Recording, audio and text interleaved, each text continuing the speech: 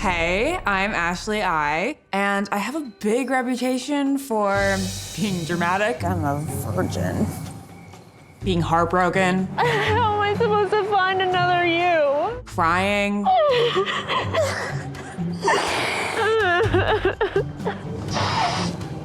I'm gonna be the opposite in Bachelor Winter Games because I did go to a psychic once and they said I was gonna meet my husband on some like international journey. Ever since I heard that it existed, I have been preparing for Winter Games like you have no idea. Training's been rough, but I know it's gonna pay off. I may live in LA, but that has not stopped me from trying to learn how to ski because I'm gonna be a snow bunny. So I've been taking my skiing lessons really seriously. I'm coming for you, Winter!